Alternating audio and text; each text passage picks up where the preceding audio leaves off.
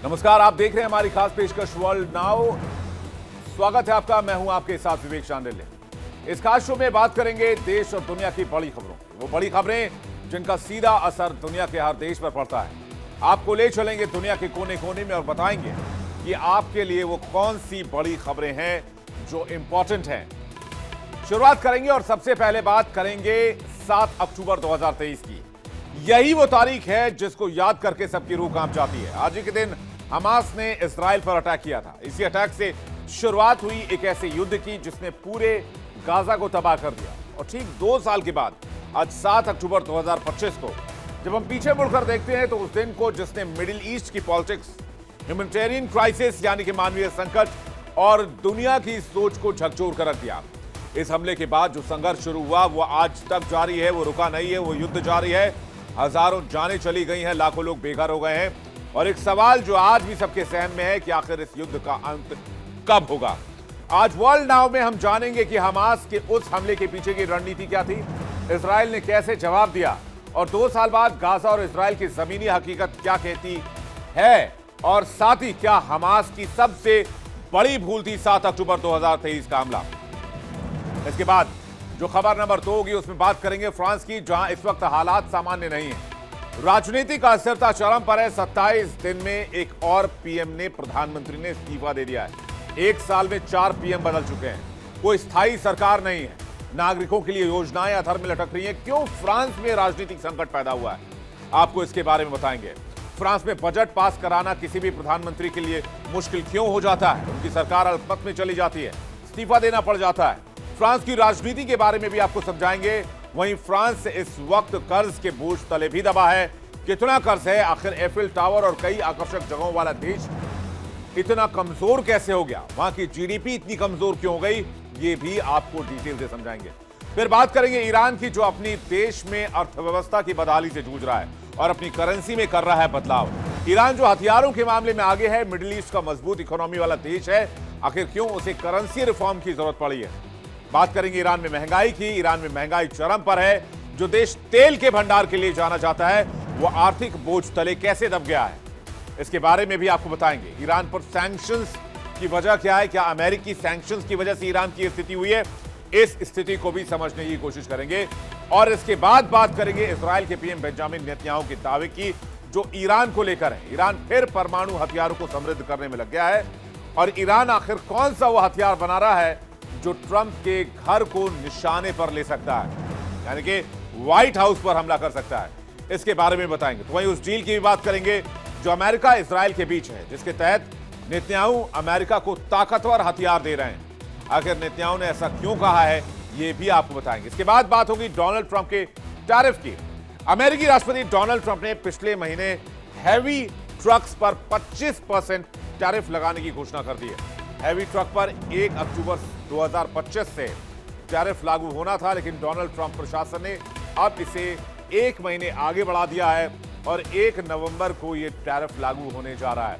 Trump के इस फैसले का किन देशों पर असर पड़ेगा, क्या भारत भी इसकी जद में आएगा, इस टैरिफ वॉर को भी समझने की कोशिश करेंगे। डोनाल्ड ट्रंप की इस प्लानिंग को भी समझने की कोशिश करेंगे। लेकिन शुरुआत एक ऐसे युद्ध की से जो आज तक जारी है, जिसने हजारों लोगों की जान ले ली। हमास के हमले से शुरू हुआ गाजा युद्ध 2 साल पूरे हो चुके हैं, लेकिन 2 साल गिनती के नहीं, तबाही और बर्बादी के रहे। गाजा पट्टी अब एक युद्ध भूमि नहीं बल्कि इंसानियत की कब्रगाह बन चुकी है। यह तस्वीर देखिए, एक भी इमारत आपको इसमें सुरक्षित नजर नहीं आएगी जहां तक आपकी नजर जाएगी। आप देखेंगे कि इमारतों का मलबा पड़ा हुआ, इमारतों की ढेर, एक ऐसी जगह जहां इमारतें अब कब्र बन चुकी, जहां तक आपकी नजर जाएगी गाजा पट्टी तबाह बर्बाद हो चुका है। कहा जाता है कि 90% इमारतें जमींदोज कर दी गई हैं इजरायली हमले में, और इजराइल अब यहां पर जमीनी ऑपरेशन चला रहा है। इसलिए गाजा सिर्फ अब एक नाम नहीं है बल्कि तबाही की जीती जागती तस्वीर है। जहां कभी जिंदगी हुआ करती थी वहां सिर्फ मलबा ही मलबा है। यूएन की सैटेलाइट रिपोर्ट कहती है कि 90% से ज्यादा इमारतें या तो ढह चुकी हैं या रहने के लायक नहीं है। स्कूलें खंडहर हैं, किताबें राख हो चुकी हैं, 90% स्कूल तबाह हो चुके हैं। ना कोई क्लासरूम है, ना पढ़ने वाला बच्चा। एक पूरी पीढ़ी शिक्षा से महरूम हो गई है। गाजा की जमीन जो कभी हरी भरी हुआ करती थी, चहल पहल भरी हुआ करती थी, अब बंजर हो चुकी है। 98% से ज्यादा खेत पूरी तरीके से खत्म हो गए हैं। फूड क्राइसिस ने भूख को आम बना दिया है। हर तरफ सिर्फ सूखा, खाली बर्तन और उम्मीदों का अंत दिखाई देता है। 2 सालों में 65,000 से ज्यादा लोग मारे जा चुके हैं। लाखों घायल या लापता हैं। वहीं 25 लाख की आबादी में से 18 लाख लोग बेघर हैं, जिनमें से ज्यादातर शरणार्थी हैं जो टेंट में रह रहे हैं, जहां ना पानी है, ना बिजली है, ना इलाज है। बीमार लोगों के लिए दवाइयां नहीं है, बच्चों के लिए खाना नहीं है, बुजुर्गों को छांव नहीं है। गर्भवती महिलाएं सड़क किनारे ही बच्चों को जन्म दे रही है। ये गाजा 2025 का जीता जागता नर्क बन चुका है। तस्वीरें देखिए आप, गाजा की तस्वीर देख सकते हैं आप। ये वो तस्वीर है 2 साल के बाद आज की तस्वीर, जहां अनाज के लिए, रोटी के लिए भूखे बिलखते लोग जो एक एक दाने के लिए संघर्ष कर रहे हैं। लेकिन ये किसकी परिणति है, कहां का अंजाम है? ये 7 अक्टूबर 2023 का अंजाम है, जब मिडिल ईस्ट में हमास ने युद्ध की चिंगारी भड़काई थी। ये वो तारीख है जो मिडिल ईस्ट की राजनीति और शांति के लिए एक काले दिन के तौर पर इतिहास में दर्ज हुई। इसी दिन हमास ने इजराइल की सरहदों को लांघते हुए एक बड़ा हमला किया और इजरायली नागरिकों और सैनिकों को निशाना बनाया। आपको ग्राफिक्स के जरिए बताते हैं कि आखिर 7 अक्टूबर को क्या हुआ था। क्या 7 अक्टूबर भूल पाएगा इजराइल? क्या 7 अक्टूबर भूल पाएगी ये दुनिया? 7 अक्टूबर 2023 सुबह का वक्त था। लोग म्यूजिकल फेस्टिवल एंजॉय कर रहे थे इजराइल के अंदर। एक वार्षिक समारोह मनाया जा रहा था, लेकिन तभी हमास का हमला हुआ। सीमा पार करके हमास इजराइल में घुसा और कत्लो गारत मचा दी। पैराग्लाइडर, मोटर बाइक और पैदल हमलावर इतनी बड़ी संख्या में घुसे कि इजराइल में हाहाकार मच गया। हमास ने इजराइल के ऊपर 3000 से ज्यादा रॉकेट एक साथ दागे। सबकी तैयारी पहले कर ली गई। पिछले 2 साल से हमास लगातार तैयारी कर रहा था। म्यूजिक फेस्टिवल, किबुत्ज और सैन्य ठिकानों को निशाना बनाया गया। ये 7 अक्टूबर 2023 की कहानी है। और इसके बाद म्यूजिक फेस्टिवल पर 350 से ज्यादा यानी कि 360 लोगों की निर्मम तरीके से हत्या कर दी गई। कई लड़कियों और महिलाओं के साथ बलात्कार किया गया। 1200 इजरायली मरे। कहीं दावा तो यह भी है कि 1250 और 1260 की संख्या भी दी जाती है कि इतने इजरायली मारे गए। 251 लोगों को बंधक बनाया गया। आज भी 45 से ज्यादा बंधक जो है वो हमास के कब्जे में है, जिसके लिए इजराइल जो डील करने में लगा हुआ है। हमास ऑपरेशन का नाम अल अक्सा फ्लड रखा गया था। लेकिन हमास को पता नहीं था कि इसके बाद क्या होना है। सुबह सुबह जब दुनिया अपनी रोजमर्रा की जिंदगी में थी, गाजा पट्टी से आतंक का तूफान उठा। हमास की सैकड़ों फाइटर्स ने इजरायली सरहद में घुसपैठ की और करीब 1250 लोगों को मारा, हत्या की और 251 लोगों को अगवा कर लिया। इसमें बच्चे, महिलाएं और विदेशी नागरिक भी शामिल थे। हमले के एक हफ्ते बाद 27 अक्टूबर 2023 को इजराइल ने गाजा पर ग्राउंड ऑपरेशन शुरू किया। टारगेट था हमास को खत्म करना और बंधकों को छुड़ाना। इससे गाजा में भारी तबाही हुई। इजराइल का पहला जवाब ऑपरेशन स्वॉर्ड के तौर पर सामने आया। इसमें हमास का सफाया और बंधकों की वापसी का लक्ष्य रखा गया। इजराइल के सामने 2 ही टारगेट थे, हमास को पूरी तरीके से खत्म कर देना और सभी बंधकों को छुड़ा लेना। ये दोनों टारगेट आज तक अचीव नहीं हो पाए हैं। वैसे मैं आपको बता दूं, गाजा में रिहायशी इलाकों में बमबारी शुरू हुई। गाजा में जबरदस्त तबाही हुई। जवाब में इजरायली प्रधानमंत्री बेंजामिन नेतन्याहू ने जंग का ऐलान किया। ऑपरेशन का नाम रखा गया सिमचत तोराह वॉर, जो यहूदी त्योहार के दिन शुरू हुआ था। इसके बाद इजरायली सेना ने गाजा पर भारी हवाई और जमीनी हमला किया। दूसरी ओर हमास ने इस हमले को अल अक्सा फ्लड यानी कि अल अक्सा का सैलाब नाम दिया। उनका दावा था कि हमला अल अक्सा मस्जिद में हुए कथित उत्पीड़न का जवाब था। इस युद्ध में हजारों जाने गई, लाखों विस्थापित हुए। गाजा खंडार बन गया। अस्पताल, स्कूल, मस्जिदें, चर्च, कोई भी जगह इस युद्ध से नहीं बचा। संयुक्त राष्ट्र अमेरिका, भारत सहित कई देशों ने दोनों पक्षों से संयम की अपील की, लेकिन जमीनी हालत इससे अलग थे, उलट थे। दुनिया की निगाहें संघर्ष पर टिकी रही, जो आने वाले महीनों में और विकराल रूप अख्तियार करने वाला था।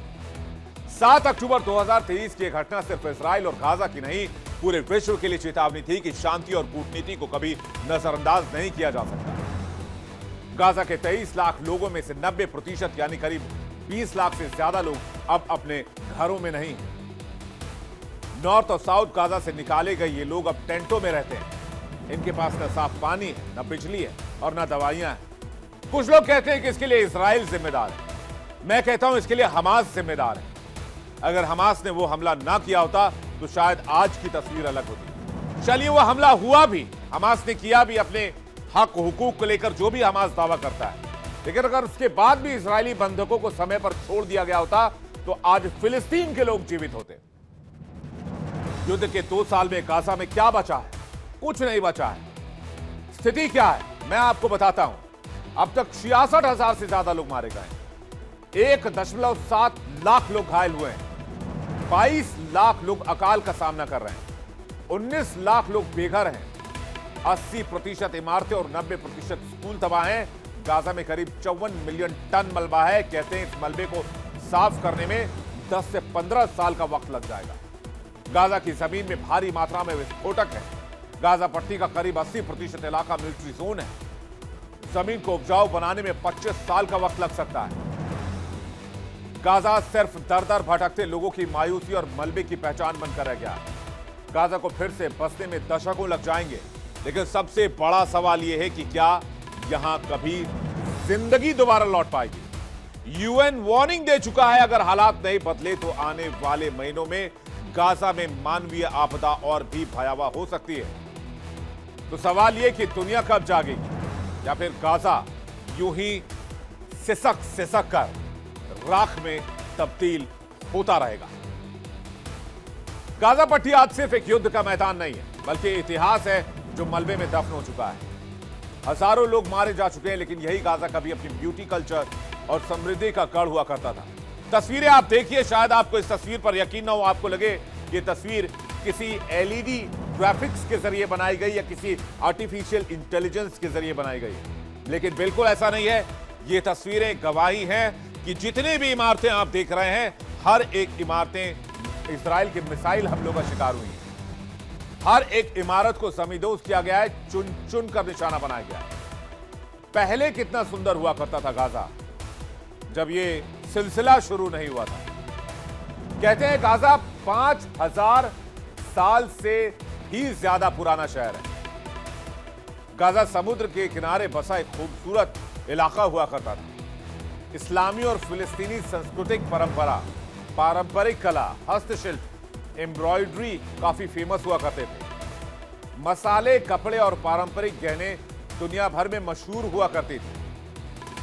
गाजा में फूलों और फलों की भी खेती हुआ करती थी। तो इस तरह से जाना जाता था गाजा। लेकिन गाजा पट्टी अब एक इलाका जो खत्म हो चुका है। इजरायली हमलों में खान यूनिस, गाजा सिटी और जबालिया जैसे इलाके पूरी तरह खत्म हो गए।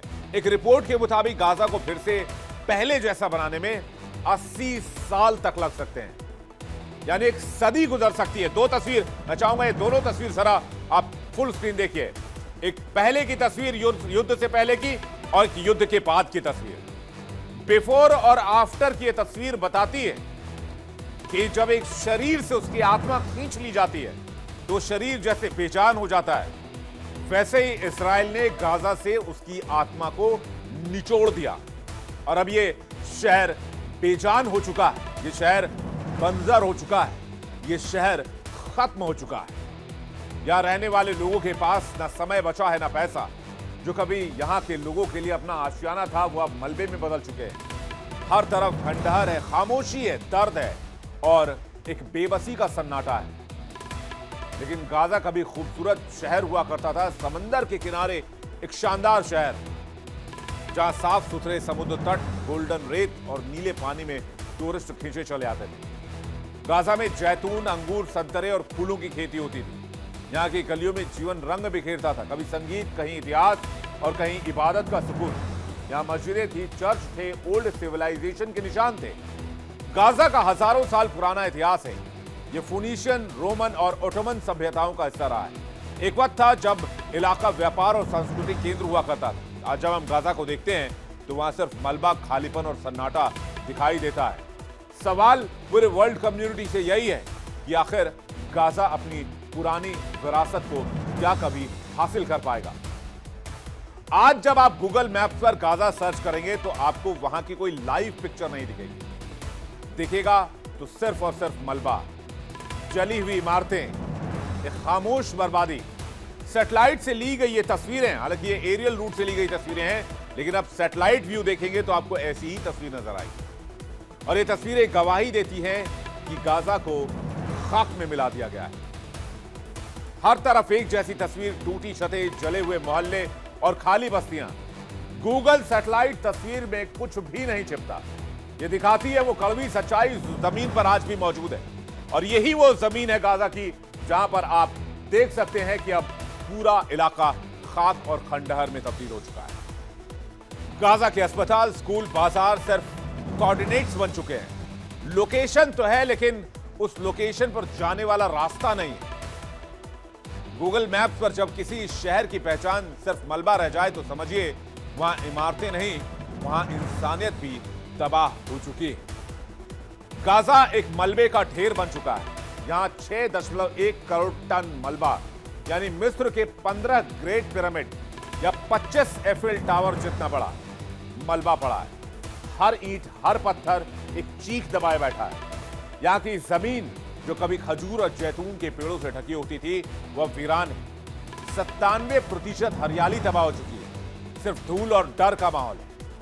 जहां एक वक्त पर बच्चे पार्क में खेलते थे वहां अब मलबे से लाशें निकाली जा रही हैं। गाजा में इजराइल के हमलों के बीच हालात हर दिन खराब होती जा रहे हैं। बम बारूद से जूझते इस इलाके में अब भूख सबसे बड़ा हथियार बन चुकी है। हालात इतने बदतर हैं कि लोग भूखमरी से भी दम तोड़ रहे हैं। बच्चों को खाना तक नसीब नहीं है। मां खाली बर्तन लेकर कैंपों के बाहर घंटों खड़ी रहती है लेकिन हाथ कुछ नहीं आता।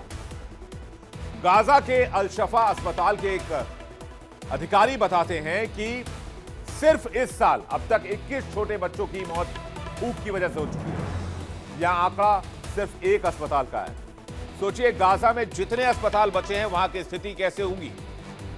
बात अगर गाजा से पलायन की करें तो गाजा दुनिया के सबसे घनी आबादी वाले इलाकों में से एक हुआ करता था, जहां हर वर्ग किलोमीटर में लगभग 5,900 लोग रहा करते थे।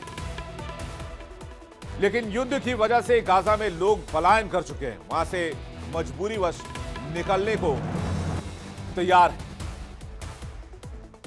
गाजा में तबाही की स्थिति देखिए कि कुल आबादी 2.4 मिलियन है, लगभग 2 मिलियन पलायन हो चुका है।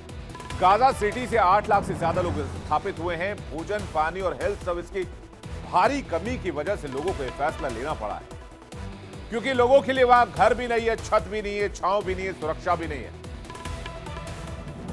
ऐसे में गाजा के लिए अब एक पीस प्लान सबसे जरूरी है, जो डोनाल्ड ट्रंप लेकर आए। और डोनाल्ड ट्रंप के पीस प्लान की चर्चा बहुत तेज है, जिसके तहत गाजा में अंतर्राष्ट्रीय मदद, इंफ्रास्ट्रक्चर और सेफ जोन बनाए जा सकते हैं। यह प्लान गाजा के मैप को बदल सकता है। अगर पीस प्लान लागू होता है तो गाजा को फिर से खड़ा करने की प्रक्रिया शुरू हो सकती है, लेकिन यह सब इतना आसान नहीं है। इन तमाम चीजों के लिए सबसे बड़ी शर्त यह है कि यहां युद्ध को रोकना ही होगा। जब तक सीजफायर नहीं होगा तब तक गाजा में रिहैब का कोई चांस नहीं। गाजा के पास इस वक्त कोई विकल्प नहीं है, और न ही इंतजार की ताकत, और न ही जिंदगी दोबारा शुरू करने के लिए संसाधन। डोनाल्ड ट्रंप पीस प्लान जो लेकर आए वो आखिरी उम्मीद है, उम्मीद की वो किरण जो सिर्फ और सिर्फ गाजा के लोग देख पा रहे हैं। इस पीस प्लान के लागू होने पर गाजा का नक्शा बदलेगा। बॉर्डर सिक्योरिटी, इंफ्रास्ट्रक्चर डेवलपमेंट और रोजगार के अवसर खोले जाएंगे, क्योंकि गाजा को अब जंग नहीं चाहिए, अब गाजा को शांति चाहिए। क्योंकि अगर अब भी कुछ नहीं बदला तो जल्द ही गाजा सिर्फ किताबों में पढ़ा जाएगा, हकीकत में खत्म हो जाएगा। आगे बढ़ते हैं, वर्ल्ड नाउ में बात करते हैं फ्रांस की, जहां की राजनीति में इस वक्त बड़ा संकट है।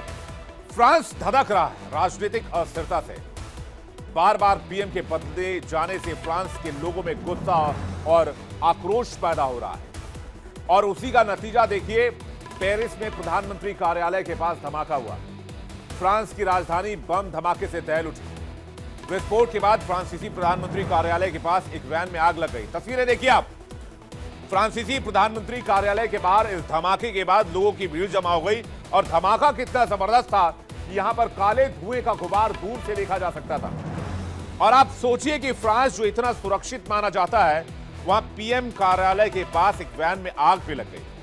विस्फोट के बाद भारी संख्या में पुलिस बल को तैनात किया गया। प्रत्यक्षदर्शियों ने बताया कि फ्रांस के प्रधानमंत्री के आधिकारिक आवास होटल डे मैटिग्नॉन के सामने सड़क के उस पार 3 धमाकों की आवाज एक साथ सुनी गई। फ्रांस के प्रधानमंत्री सेबेस्टियन लेकोर्नू ने अपने पद से इस्तीफा दे दिया। उन्होंने 9 सितंबर को पीएम के तौर पर अपनी जिम्मेदारी ली थी और 6 अक्टूबर को 1 महीना पूरा होने से पहले ही रिजाइन कर दिया। महज 27 दिन का कार्यकाल पीएम सेबेस्टियन का रहा। राष्ट्रपति मैक्रोन ने उनके इस्तीफे को स्वीकार कर लिया। यह फ्रांस की राजनीति को अस्थिर करने वाला कदम है। निगाहें इस बात पर टिकी हुई हैं कि उनकी जगह कौन आएगा, क्योंकि यह ताज नहीं होगा, यह कांटों भरा ताज होगा। पीएम सेबेस्टियन ने नए मंत्रिमंडल का ऐलान किया था, लेकिन 12 घंटे के बाद ही उन्होंने इस्तीफा देकर सभी को चौंका दिया। सेबेस्टियन ने ऐसा तब किया जब उनके गठबंधन में शामिल लोगों ने सरकार गिराने की धमकी देनी शुरू कर दी। सरकार सिर्फ 14 घंटे चली, जो फ्रांसीसी संसद में गहरे मतभेदों का सबूत है। सेबेस्टियन लेकोर्नू के इस्तीफे का कारण फ्रांस की राजनीति में गहरा संकट पैदा हो गया है। संसद में किसी भी पार्टी को बहुमत न होने के चलते स्थिति पैदा हुई है। सेबेस्टियन लेकोर्नू सिर्फ 39 साल के हैं और राष्ट्रपति इमैनुअल मैक्रों के करीबी माने जाते हैं। 2022 में मैक्रों के दोबारा राष्ट्रपति बनने के बाद से वो 5वें प्रधानमंत्री बने और पिछले साल संसद भंग होने के बाद तीसरे। प्रधानमंत्री के इस्तीफे के साथ ही फ्रांसीसी राष्ट्रपति इमैनुअल मैक्रों की मुश्किलें भी बढ़ गई। विपक्षी दलों ने तुरंत राष्ट्रपति मैक्रों से इस्तीफा देने या संसद के चुनाव जल्द कराने की मांग की है। उनका कहना है कि संकट से निकलने का यही एक रास्ता है। फ्रांस में बीते 1 साल से यह राजनीतिक संकट चल रहा है, क्योंकि किसी भी पार्टी को स्पष्ट बहुमत नहीं मिला था। किसी भी पार्टी या गठबंधन को संसदीय बहुमत नहीं मिलने की वजह से प्रधानमंत्रियों को अल्पमत सरकार चलाने की चुनौती का सामना करना पड़ रहा है। फ्रांस की राजनीति में गठबंधन की परंपरा नहीं है और यही उसकी सबसे कमजोर कड़ी बन चुकी है। लेकोर्नू 13 महीने में देश के चौथे पीएम थे। इससे पहले पूर्व प्रधानमंत्री फ्रांसवा बायरू ने विश्वास मत नहीं मिलने की वजह से सितंबर में इस्तीफा दिया था। फ्रांस यूरोपीय संघ की दूसरी सबसे बड़ी अर्थव्यवस्था है, जिसकी वित्तीय स्थिति भी डावाडोल चल रही है और इसी वजह से वहां की सरकार भयानक प्रेशर में है, जबरदस्त दबाव है। सेबेस्टियन लेकोर्नू, जो राष्ट्रपति मैक्रों के करीबी माने जाते हैं और फ्रांस की राजनीति में लंबे समय से सक्रिय हैं, साल 2017 में मैक्रों के सत्ता में आने के बाद से लेकोर्नू लगातार सरकार में मौजूद है। सेबेस्टियन लेकोर्नू 2005 में संसदीय सहायक बने। लेस रिपब्लिकन्स के साथ राजनीति की शुरुआत की। 2017 में राष्ट्रपति मैक्रों की पार्टी में शामिल हुए। 2017 में ही सेक्रेटरी ऑफ स्टेट बने और 2018 में लोकल अथॉरिटीज मंत्री रहे। 2020 में ओवरसीज टेरिटरीज मिनिस्टर बने। 2022 से 25 तक रक्षा मंत्री बने, लेकिन फ्रांस के इतिहास में सबसे कम उम्र के रक्षा मंत्री बनने का तमगा भी हासिल किया। 2025 में फ्रांस के प्रधानमंत्री बने थे, लेकिन 27 दिन के पीएम बनने का एक अनचाहा रिकॉर्ड भी उनके नाम चला गया, जिसके बाद उन्होंने इस्तीफा दे दिया है और इसके साथ ही वो फ्रांस के इतिहास में सबसे कम समय तक रहने वाले प्रधानमंत्री पद पर बने रहने वाले नेता बन गए। सेबेस्टियन लेकोर्नू के इस्तीफे के पीछे उनके नए कैबिनेट बनाने को लेकर नाराजगी मानी जा रही है। मैक्रों की सहयोगी पार्टी लेस रिपब्लिकन्स ने कहा है कि नई कैबिनेट में कुछ बदलाव नहीं है, जबकि लेकोर्नू ने कहा था कि वो नई शुरुआत करेंगे। जब कैबिनेट की घोषणा हुई तो हर राजनीतिक दल ने इसकी अलग से आलोचना की। सबसे ज्यादा विवाद तब हुआ जब ब्रूनो ले मायर, जो 7 साल तक मैक्रों के इकोनॉमिक मिनिस्टर रह चुके थे, उन्हें रक्षा मंत्री बना दिया गया। पिछले 1 साल में फ्रांस में 4 प्रधानमंत्री इस्तीफा दे चुके हैं। सेबेस्टियन लेकोर्नू चौथे प्रधानमंत्री बने जिन्होंने इस्तीफा दिया। राजनीतिक अस्थिरता और गठबंधन संकट फ्रांस में कितना है, इससे आप आसानी से समझ सकते हैं। एक साल में 4 पीएम का एक अनचाहा रिकॉर्ड फ्रांस के नाम है। गैब्रियल अतल जो जनवरी 2024 से सितंबर 2024 तक पीएम रहे, इसके बाद वो फ्रांस के सबसे युवा प्रधानमंत्री का रिकॉर्ड भी अपने साथ लेंगे। 2024 के चुनाव में हार के बाद उन्होंने इस्तीफा दे दिया, उनको इस्तीफा देना पड़ा। 240 दिन का उनका कार्यकाल था जो कि खत्म हो गया और इसके बाद ही एक अस्थिरता के दौर की शुरुआत हुई। इसके बाद मिशेल बार्नियर पीएम बने। 5 सितंबर 2024 से दिसंबर 2024 तक ये पीएम रहे। बजट प्रस्ताव पर विश्वास मत हारने के बाद उनको रिजाइन करना पड़ा। यहां भी बजट पास नहीं कराया जा सका। 99 दिन का ही कार्यकाल मिशेल बार्नियर का रहा। इसके बाद अगर बात करें अगले पीएम की तो फ्रांसवा बायरो जो दिसंबर 2024 से 9 सितंबर 2025 तक मिशेल के जाने के बाद आए और इन्होंने कार्यकाल संभाला। नेशनल असेंबली में बजट में कटौती के प्रस्ताव पर विश्वास हार गए। यहां भी बजट में ही पेच फंसता नजर आया। इनका कार्यकाल 270 दिन का कार्यकाल रहा। लेकिन फिर आए सेबेस्टियन लेकोर्नु जो कि सितंबर 2025 से अक्टूबर 2025 तक मात्र 27 दिन के लिए पीएम रहे। मंत्रिमंडल की आलोचना और संसद में समर्थन की कमी और बजट पास नहीं करा पाए, जिसकी वजह से 27 दिन के बाद लेकोर्नु को इस्तीफा देना पड़ा। तो यह स्थिति बनी फ्रांस में। 1958 में स्थापित फ्रांस के 5th रिपब्लिकन सिस्टम के बाद से देश ने शायद ही इतना गहरा राजनीतिक संकट कभी देखा हो। सवाल यह है कि फ्रांस में इतनी उथल पुथल क्यों मची हुई है, बजट पर इतना हंगामा क्यों हो रहा है। तो मैं आपको बता दूं कि फ्रांस का सियासी संकट रातों रात उभरा नहीं है। इसकी शुरुआत तो जून 2024 में ही हो गई थी, जब राष्ट्रपति मैक्रोन ने एक कदम उठाया। उन्होंने 2 साल बाद ही संसदीय चुनाव का ऐलान कर दिया।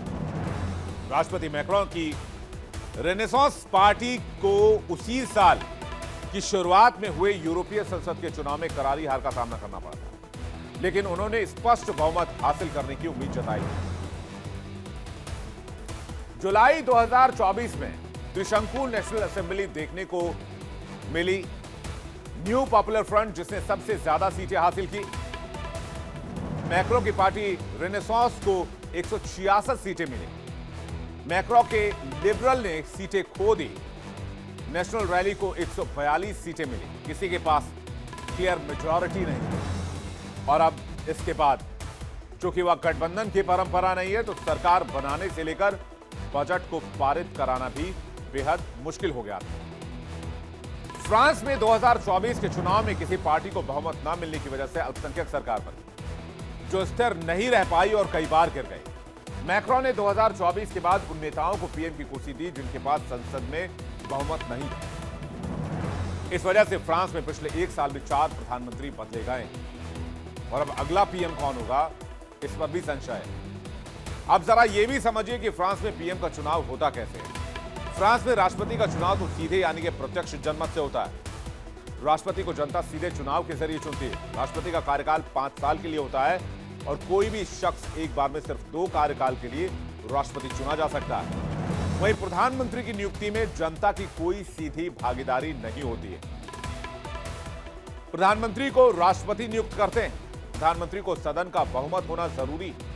सदन में बहुमत नहीं है या विश्वास मत हार जाना तो प्रधानमंत्री को इस्तीफा देना होता है। हर 5 साल पर चुनाव कराने का प्रावधान है। यही वजह है कि फ्रांस में उसी शख्स को प्रधानमंत्री नियुक्त किया जाता रहा है जिनके दल के पास सदन में बहुमत है। फ्रांस की नेशनल असेंबली में बहुमत के लिए 279 सीटों की जरूरत होती है। गठबंधन के बूते भी कई बार फ्रांस में नेता प्रधानमंत्री बनते रहे हैं। अब आपको फ्रांस की संसद के बारे में भी समझाते हैं। फ्रांस की संसद में 2 सदन होते हैं। जैसे हमारे यहां राज्यसभा और लोकसभा है, वहां नेशनल असेंबली और सीनेट है। नेशनल असेंबली में 577 सीटें हैं, जनता सीधे वोट देकर यहां चुनती है। सीनेट में 348 सीटें हैं, नेताओं के माध्यम से सीनेट चुने जाते हैं। अगर दोनों सदनों में मतभेद हो तो नेशनल असेंबली की राय ज्यादा मायने रखती है। प्रधानमंत्री और उनकी टीम को नेशनल असेंबली का भरोसा जरूरी है। फिलहाल भी नेशनल असेंबली में विश्वास मत नहीं होने के चलते फ्रांस की राजनीति में अस्थिरता है और मैक्रोन ने जिन लोगों को चुना वो भी बहुमत हासिल नहीं कर पाए। सेबेस्टियन लुकोनू जिन्होंने इस्तीफा दिया, उन्हें भी एक ऐसा बजट पारित कराना था जिससे सरकारी खर्च घटाया जा सके और घाटे को कंट्रोल किया जा सके। सेबेस्टियन 2026 तक बजट घाटे को जीडीपी के 4.7% तक सीमित करना चाहते थे, जो अभी 5.8%। लेकिन ये काम उनके पहले के दो प्रधानमंत्रियों फ्रांसवा बायरू और मिशेल बार्नियर भी नहीं कर पाए। संसद में इस बात को लेकर हर गठबंधन की अलग अलग राय थी, इसलिए इस पर समझौता हो ही नहीं पाया। बजट प्रस्ताव पास नहीं होने और प्रधानमंत्रियों के इस्तीफे के पीछे की वजह फ्रांस का सबसे ज्यादा लोन माना जा रहा है, यानी कि फ्रांस का कर्ज, जो उसके लिए कर्ज बन चुका है। आपको बता दें कि फ्रांस सरकार ने अब तक जितना कर्ज लिया है वो इतिहास में सबसे ज्यादा हो गया है, यानी सरकार को अपने खर्च पूरे करने के लिए अब बहुत ज्यादा उधार लेना पड़ रहा है।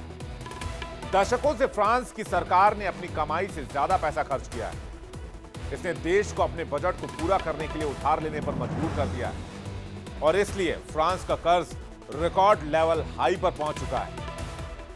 फ्रांस के कर्ज की अगर बात की जाए तो लगभग $4 ट्रिलियन का कर्ज है फ्रांस पर, जो जीडीपी का 112% है,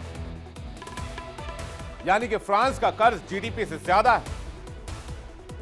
अगर इंडिया से आप कंपेयर करेंगे तो 5 गुना ज्यादा कर्ज फ्रांस पर है। फ्रांस को कर्ज पर करीब $78 बिलियन का ब्याज चुकाना होता है। 2025 में फ्रांस का बजट घाटा 5.8% का रहा है।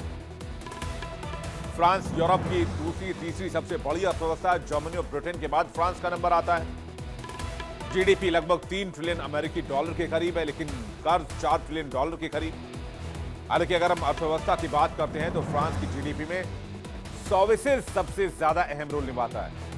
70% का योगदान है, जिसमें finance, banking, tourism, hospitality, health, technology, industry, manufacturing लगभग 20% जीडीपी का। एग्रीकल्चर यूरोप में सबसे बड़ा कृषि उत्पादक देश है फ्रांस। कृषि का योगदान जीडीपी में 203% का है, लेकिन एक्सपोर्ट में बहुत बड़ा योगदान है। यहां इंपॉर्टेंट रोल अदा होता है टूरिज्म के जरिए। बात करें टूरिज्म की तो फ्रांस दुनिया का सबसे ज्यादा फेमस टूरिज्म के लिए देश माना जाता है। हर साल लगभग 90 से 100 मिलियन पर्यटक फ्रांस आते हैं। और टूरिज्म से अगर कमाई की बात की जाए तो 2024 में $78.1 बिलियन की कमाई हुई। जीडीपी में योगदान 8 से 9% की रही। 2.9 मिलियन यानी कि लगभग 30 लाख लोगों को इससे डायरेक्ट रोजगार मिलता है। फेवरेट स्पॉट की बात की जाए तो Eiffel Tower, Louvre museum, Notre Dame, Disneyland, Paris. लेकिन टूरिस्ट का फेवरेट देश होने के बाद भी फ्रांस की वित्तीय स्थिति ठीक नहीं। बजट और कर्ज सुधार के लिए आर्थिक सुधार करने की चुनौती है। फ्रांस की आबादी भी बूढ़ी हो रही है, जहां कम कर्मचारियों पर कर लगाया जाता है और ज्यादा नागरिक सरकारी पेंशन लेते हैं, जिसके चलते सार्वजनिक खर्च भारी होता जा रहा है। हालांकि सामाजिक सुविधाओं में कटौती की कोशिश फ्रांस में राजनीतिक रूप से चैलेंज भरे रहे हैं। जैसा कि 2023 में मैक्रो ने रिटायरमेंट की आयु 62 से बढ़ाकर 64 करने के फैसले पर संघर्ष देखने को मिला था। द रैली ग्रुप गठबंधन के पास 300 से ज्यादा सांसदों का समर्थन है। मैक्रो के लिए एक बड़ा सियासी झटका माना जाएगा। वहीं द रैली ग्रुप का कहना है कि संसद को भंग किया जाए और फ्रांस में नए सिरे से चुनाव कराया जाए। लेकिन अब इमैनुअल मैक्रो अगले प्रधानमंत्री को लेकर क्या करेंगे? तो पहला विकल्प तो यह है कि प्रधानमंत्री नियुक्त कर दें वो, लेकिन सवाल फिर वही होगा कि भाई प्रधानमंत्री तो नियुक्त कर दें, लेकिन वो चलेंगे कितने दिन? दूसरा ये कि लेकिन अब आसान नहीं है, चुनौती है इनके सामने। अपनी पार्टी से कई नेता, कोई भी नेता है, उनको अगर ले तो फिर मुश्किल है सामने, क्योंकि कोई भी प्रधानमंत्री टिक नहीं रहा है। वामपंथी को चुनने से पार्टी की नीतियां खतरे में पड़ सकती हैं अगर लेफ्ट विंग के किसी लीडर को लेकर आते हैं। संसद को भंग करके दोबारा चुनाव कराना भी आसान नहीं होगा, यह भी एक विकल्प है। नए चुनाव में भी वही स्थिति बन सकती है। हो सकता है त्रिशंकु सरकार बन जाए, किसी को मेजॉरिटी ना मिले, या हो सकता है इनकी सरकार ही चली जाए। दक्षिण पंथी पार्टी आरएन सत्ता में आ सकती है और इमैनुअल मैक्रो को सत्ता से हाथ धोना पड़ सकता है, जो मैक्रो के लिए सबसे बड़ी राजनीतिक हार होगी और एक बड़ा राजनीतिक संकट भी होगा। उनका खुद का इस्तीफा है एक और विकल्प। क्या वो रिजाइन कर देंगे? लेकिन मैक्रोन ने इस्तीफे से इनकार कर दिया कि वो रिजाइन नहीं कर रहे हैं। तो हो सकता है कि वो कोई नया प्रधानमंत्री डिप्यूट कर दें। उन्होंने कहा है कि 2027 के पहले राष्ट्रपति चुनाव से पहले पद नहीं छोड़ेंगे, वो इस पद पर बने रहेंगे, वो कहीं नहीं जा रहे हैं। तो बहुत मुमकिन है कि वो एक प्रधानमंत्री का ऐलान कर देंगे। लेकिन अगर चुनाव हुआ तो यही चुनाव फ्रांस की भविष्य की दिशा तय करेगा, क्योंकि इस बार मरीन ली पेन के सत्ता में आने की संभावना सबसे ज्यादा बताई जा रही है। द रैली ग्रुप गठबंधन के पास 300 से ज्यादा सांसदों का समर्थन है। मैक्रो के लिए एक बड़ा सियासी झटका है। द रैली ग्रुप का कहना है कि संसद को भंग किया जाए और चुनाव कराया जाए। वहीं सेबेस्टियन लेकोर्नु के उत्तराधिकारी का नाम तय करना एक लंबा काम साबित हो सकता है, क्योंकि उन्हें एक ऐसे उम्मीदवार की तलाश करनी होगी जो अलोकप्रिय होने के बावजूद पार्टी के पकड़ को बनाए रखे। राष्ट्रपति मैक्रोन ने बार्नियर और बायरू को नियुक्त करने में 1 हफ्ते का वक्त लिया, जबकि लेकोर्नु को उनके पहले इस्तीफे के 1 दिन के अंदर ही नियुक्त कर दिया गया था। तो फ्रांस अपने इस राजनीतिक संकट से कैसे उभरेगा, यह आज की तारीख में सबसे बड़ा सवाल है, क्योंकि वहां चुनौती एक तो सत्ता पर टिके रहने की है और दूसरा देश की इकोनॉमी स्थिति ठीक करने की भी है, देश की आर्थिक बागडोर को संभालने की है। बात ईरान, अमेरिका और इजराइल के तिकड़ी की जाए जो आपस में उलझे हुए, लेकिन उससे पहले ईरान की खबर आपको बतानी बहुत जरूरी है। ईरान जिसके पास तेल का खजाना है, ईरान जो कभी मिडिल ईस्ट की मजबूत अर्थव्यवस्थाओं में गिना जाता था, आज महंगाई, बेरोजगारी और विदेशी प्रतिबंधों के चलते, खासकर यूएन और यूएस के सैंक्शन के चलते आर्थिक संकट की गर्त में जा चुका है। बाजार में चीजें इतनी महंगी हो गई हैं कि वहां लोगों को सामान खरीदने के लिए लाखों रियाल चुकाने पड़ते हैं। सरकार के लिए अब ये करेंसी चलाना खुद एक बोझ बन चुका था और अब इस बोझ को हल्का करने के लिए ईरानी सरकार ने बड़ा ऐलान किया है। ईरान ने अपनी करेंसी में बदलाव करने का ऐलान किया। संसद में एक ऐतिहासिक बिल पास किया गया है। ईरान अपनी करेंसी से 4 जीरो हटाने जा रहा है। यह फैसला आपको सुनने में भले ही छोटा लगे, लेकिन इसके पीछे एक बड़ी इकोनॉमिक स्ट्रेटेजी है। आप सोचिए कि आपके पास कोई 2000 का नोट है, इंडियन करेंसी, और सरकार ये कह दे कि हम इसमें से 3 जीरो हटा रहे हैं, तो वो 2000 का नोट आपके पास 2 रुपए का नोट बनकर रह जाएगा। क्या कुछ ऐसा ही करने जा रहा है ईरान? इसे समझना होगा, ये इतना आसान नहीं, और ऐसा करने वाला ईरान कोई पहला देश भी नहीं। इससे पहले टर्की, जिम्बाब्वे, ब्राजील जैसे कई देश ऐसा कदम उठा चुके हैं। महंगाई से जूझते ईरान ने अपनी करेंसी रियाल से 4 शून्य हटाने का फैसला किया है। नई करेंसी का नाम होगा तुमान। अब 10,000 रियाल के बराबर 1 तुमान होगा। यह कदम ईरान में बढ़ती महंगाई, करेंसी की वैल्यू में गिरावट और अंतर्राष्ट्रीय सैंक्शंस की वजह से उठाया गया है। ये तस्वीरें हैं उस देश की जो एक नए दौर में पश्चिमी एशिया की समृद्ध अर्थव्यवस्थाओं में गिना जाता था। आप देख सकते हैं कि यहां पर शानदार इमारतें, बेहतरीन इंफ्रास्ट्रक्चर, अकूत तेल भंडार और सांस्कृतिक विरासत के लिए इस देश को जाना जाता था। यह आज गहरे आर्थिक संकट से जूझ रहा है। 1979 की इस्लामिक रेवोल्यूशन के बाद से देश में राजनीतिक अस्थिरता और इंटरनेशनल सैंक्शंस ने अर्थव्यवस्था को गहरी चोट पहुंचाई। आज हालात यह है कि 1 अमेरिकी डॉलर के लिए ईरानियों को करीब 11,50,000 रियाल देने पड़ते हैं। ईरान की करेंसी ने अब तक का सबसे निचला स्तर छू लिया है और इसका सीधा असर महंगाई और बेरोजगारी पर पड़ रहा है। खाने पीने की चीजों से लेकर दवाइयों तक के दाम आसमान छू रहे हैं और आम आदमी की जिंदगी मुश्किल होती जा रही है। ईरान की 1/3 से ज्यादा आबादी गरीबी की गिरफ्त में है। आंकड़े बताते हैं कि 35% से ज्यादा लोग गरीबी रेखा से नीचे जीवन यापन कर रहे हैं और ग्रामीण इलाकों में यह आंकड़ा और भी ज्यादा हो जाता है। महंगाई से बचने के लिए ईरान ने कुछ कदम उठाया। हाई इन्फ्लेशन से निपटने के लिए खरीदारी में बड़े नंबर्स का इस्तेमाल, नोट छपाई की लागत को कम करना, करेंसी को और मजबूत करना। जब किसी देश की करेंसी की डीवैल्यूएशन हो जाती है, यानी कि वैल्यू बहुत गिर जाती है, तो हर चीज की कीमत लाखों करोड़ों में पहुंच जाती है। इससे लेन देन यानी एक्सचेंज करने में दिक्कत होती है और लोगों का करेंसी से भरोसा उठने लगता है। ऐसे में जीरो हटाना यानी कि करेंसी रीडिनोमिनेशन एक सिंबॉलिक और प्रैक्टिकल तरीका होता है इकोनॉमी को रीसेट करने का। अब आपको बताते हैं कि किस किस ने अपनाया तरीका। अगर लिस्ट की बात की जाए तो ये लिस्ट बहुत लंबी है, क्योंकि अब तक 50 से ज्यादा देशों ने इस तरीके को अपना चुके हैं। अब तक किन देशों ने बदलाव किया है? तो तुर्की ने 2005 में 6 जीरो हटा दिए अपनी करेंसी से, यानी कि 10 लाख लीरा एक न्यू लीरा कर दिया। 6 जीरो एक साथ। कई बार रीडोमिनेशन की जिम्बाब्वे ने, एक बार नहीं कई दफा। हाइपर इन्फ्लेशन फिर भी जिम्बाब्वे में नहीं रुका।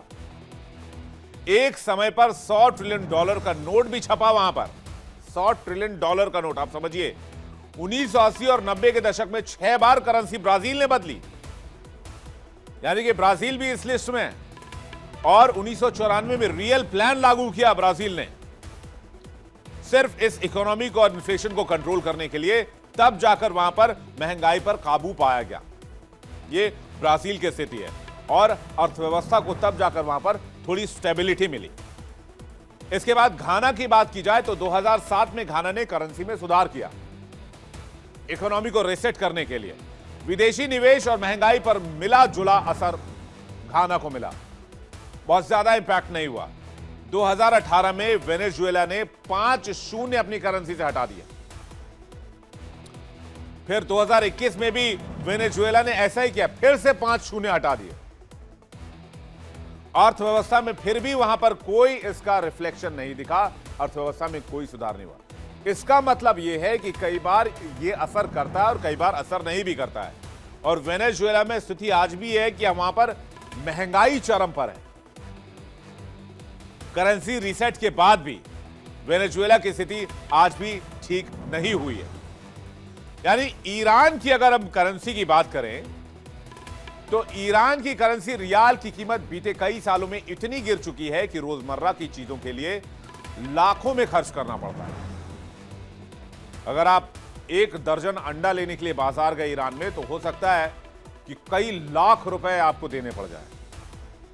रियाल से 4 हटाने का फैसला अब किया गया है, यानी अब 10,000 पुराने रियाल एक नया रियाल होगा। ये करेंसी की वैल्यू नहीं बदलेगा, लेकिन इससे लेन देन आसान हो जाएगा, अकाउंटिंग में भी आसानी होगी और लोग साइकोलॉजिकली, मनोवैज्ञानिक तौर पर राहत महसूस करेंगे, क्योंकि जो सामान वो 10,000 रियाल में खरीद रहे थे वही आप 1 रियाल में खरीद पाएंगे। साल 2018 में जब अमेरिका ने ईरान न्यूक्लियर डील से खुद को अलग किया तो ट्रंप प्रशासन ने मैक्सिमम प्रेशर यानी कि अधिकतम दबाव वाली नीति अपनाई। इसके तहत ईरान के तेल निर्यात, बैंकिंग और शिपिंग सेक्टर पर बहुत ही हार्ड सैंक्शन लगाए। और ईरान पर अमेरिका के साथ साथ किन किन देशों ने सैंक्शन लगाया, इसको भी अगर देखा जाए तो ईरान पर सैंक्शन लगाने में Canada, America, Britain, Israel, south Korea, Japan, Australia, ये देश थे जिन्होंने ईरान पर हार्ड सैंक्शंस लगाए। और ये देश आप जानते हैं कि ये सब अमेरिका के क्लोज अलाय माने जाते हैं, यानी कि एक बहुत करीबी साथी। इन्होंने ईरान पर बहुत हार्ड सैंक्शंस लगाए, जिसकी वजह से ईरान को बहुत मुश्किलों का सामना करना पड़ा। और ईरान से जितना ऑयल एक्सपोर्ट हो रहा था वो सब अचानक से रुक गया। और आपको जानकर हैरानी होगी कि जब बाइडेन आए 2021 में, तब ईरान से भारत लगभग 28% तेल लेता था, लेकिन आज की तारीख में ईरान से भारत 1% तेल ले रहा है। तो अमेरिका ने न सिर्फ ईरान बल्कि उन देशों और कंपनियों पर भी कार्रवाई की धमकी दी जो ईरानी तेल खरीदते थे। नतीजा यह हुआ कि भारत जैसा तेल खरीदार भी पीछे हटने को मजबूर हुआ और ईरान के फॉरेन करेंसी रिजर्व यानी कि विदेशी मुद्रा भंडार पर दबाव बढ़ गया। ईरान का ऑयल एक्सपोर्ट 2017 से 2025 के बीच अगर आप देखें, जिस दौर की मैंने अभी आपसे बातचीत की, 2017 में 2.5 मिलियन बैरल पर डे, 2023 में गिरकर 1 मिलियन बैरल पर डे पर आ गया। 2025 में अनुमानतः 0.8 मिलियन बैरल पर डे पर आ चुका है ऑयल एक्सपोर्ट ईरान का। और इस वजह से ईरान के पास फॉरेन करेंसी नहीं है और महंगाई दर 30 से 40% से ऊपर बनी हुई है। तेल की बिक्री से मिलने वाले डॉलर की कमी ने करेंसी को कमजोर कर दिया, जिससे रोजमर्रा की चीजें आम आदमी की पहुंच से बाहर होती चली गई। 2020 में 36%, 2023 में 45% और 2025 में ये 50+% यानी कि 50% को भी क्रॉस कर चुका है अगर महंगाई दर की बात की जाए।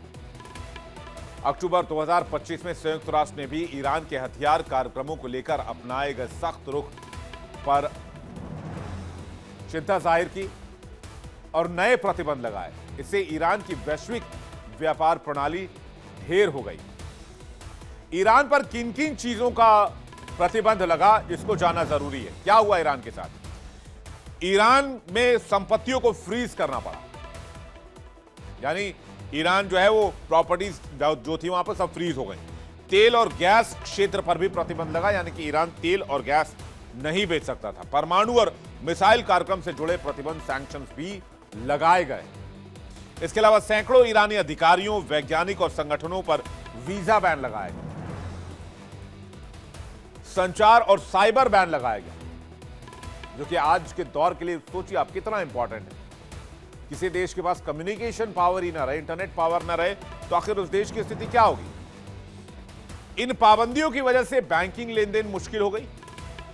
डॉलर और यूरो जैसी करेंसी की उपलब्धता में भारी गिरावट आई। इंपोर्ट करने के लिए पैसा नहीं बचा, इंपोर्ट महंगा हो गया और बिजनेस वर्ल्ड में, वर्ल्ड ट्रेड में अनिश्चितता बढ़ गई। अंतर्राष्ट्रीय मंच पर अलग थलग पड़ता ईरान अब भी बातचीत और राहत की उम्मीद में, लेकिन फिलहाल हालात इतने आसान नहीं दिख रहे कि ईरान इसे कंट्रोल कर लेगा। चलिए आगे बढ़ते हैं। वर्ल्ड नाउ में बात करेंगे नेतन्याहू के दावे की। इजराइल के पीएम नेतन्याहू ने दावा किया है कि जल्द ही अमेरिका के बड़े शहर ईरानी एटॉमिक गन के दायरे में होंगे या ईरानी एटॉमिक हमले के दायरे में होंगे, यानी कि ईरान कुछ बड़ा कर रहा है, जिसके बाद पूरी दुनिया की नजर नेतन्याहू के इस दावे पर टिक गई। नेतन्याहू ने कहा है कि ईरान 8000 किलोमीटर तक मार करने वाली इंटर कॉन्टिनेंटल बैलिस्टिक मिसाइल यानी कि आईसीबीएम बना रहा है। अगर इन मिसाइलों की क्षमता 3000 किलोमीटर और बढ़ा दी जाए तो इसके रेंज में न्यूयॉर्क और वॉशिंगटन जैसे शहर भी होंगे। नेतन्याहू ने यह चेतावनी दी है। अमेरिकी राष्ट्रपति डोनाल्ड ट्रंप को ईरान के मंसूबों के बारे में आगाह करते हुए कहा है, अगर ईरान ने भविष्य में इस क्षमता में 3000 किलोमीटर का इजाफा किया तो उसके पास 11000 किलोमीटर तक परमाणु हमला करने में सक्षम वाले मिसाइल होंगे। नेतन्याहू ने कहा कि ईरान के पास इस क्षमता के होने का मतलब क्या है? इसका मतलब यह है कि अमेरिका के बड़े शहर जैसे कि New York city, Washington, Boston, Miami तक ईरान अपने एटॉमिक हथियार पहुंचा सकता है, बरसा सकता है। मार ए लागो फ्लोरिडा के पाम बीच में स्थित एक भव्य रिजॉर्ट है। यहां अमेरिकी राष्ट्रपति डोनाल्ड ट्रंप का अपना घर है। 17 एकड़ जमीन पर फैला मार ए लागो डोनाल्ड ट्रंप का निजी आवास रहा है। यहां दुनिया की तमाम सुख सुविधाएं मौजूद हैं, तमाम आलीशान सुविधाएं। यानी ईरान एक ऐसी मिसाइल बना रहा है जो मार ए लागो यानी कि डोनाल्ड ट्रंप के इस 5 सितारा महल में जाकर गिर सकता है। नेतन्याहू ने कहा कि अगर ईरान किसी भी अमेरिकी शहर को ब्लैकमेल कर सकता है, लोग इस पर विश्वास नहीं करते हैं। आपको नेतन्याहू का बयान सुनवाते हैं जहां वो ईरान से दुनिया और ट्रंप को आगाह कर रहे हैं।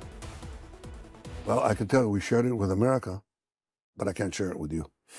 Okay? The most advanced offensive weapons on the planet, things that none of the superpowers have, developed by Israel, shared. जहां एक तरफ नेतन्याहू ने ईरान को लेकर दावा किया, वहीं इजराइल और अमेरिका के बीच रक्षा समझौते के बारे में वो बता रहे थे, जिसको आपने अभी सुना, जिसमें इजराइल ने एक गजब का हथियार विकसित किया है और इजराइल ने दावा किया है कि ऐसा हथियार दुनिया के किसी भी सुपर पावर के पास नहीं है, इंक्लूडिंग अमेरिका, इंडिया और चाइना। उन्होंने कहा कि दुनिया के सबसे उन्नत हथियार इजराइल ने विकसित किए हैं और अमेरिका के साथ ये हथियार साझा किए हैं। ये हथियार अमेरिका को दिए गए हैं।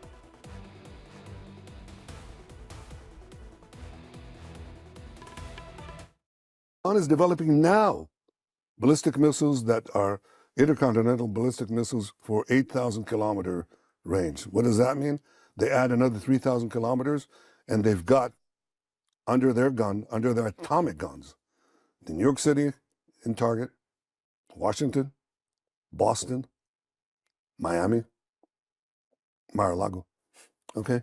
So that is a very great danger. You don't want to be under the nuclear gun of these people who are not necessarily rational and who chant death to America. यह पहली बार नहीं है जब Netanyahu Iran के परमाणु plan को लेकर दावा कर रहे हैं। ईरान के परमाणु हथियारों को लेकर नेतन्याहू दुनिया और अमेरिका को आगाह कर रहे हैं। आपको याद होगा इजराइल ईरान की जंग जो इसी साल जून में करीब 12-13 दिन तक चली थी। इजराइल ने ईरान के परमाणु प्रोग्राम को खत्म करने के लिए ऑपरेशन राइजिंग लाइन चलाया था और सटीक सैन्य और परमाणु ठिकानों पर हमला किया था।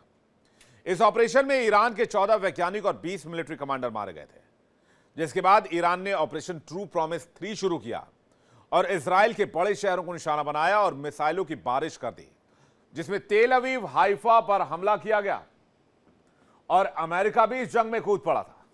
अमेरिका ने ऑपरेशन मिडनाइट हैमर चलाया था और अपने B-2 बॉम्बर को ईरान भेजा और ईरान के परमाणु ठिकानों पर हमला किया, जिसमें फोर्डो, नतांज और इस्फहान परमाणु प्लांट को तबाह करने की बात कही गई थी। यानी सवाल आज भी जिंदा है, क्या अमेरिका का ऑपरेशन मिडनाइट हैमर फेल हो गया?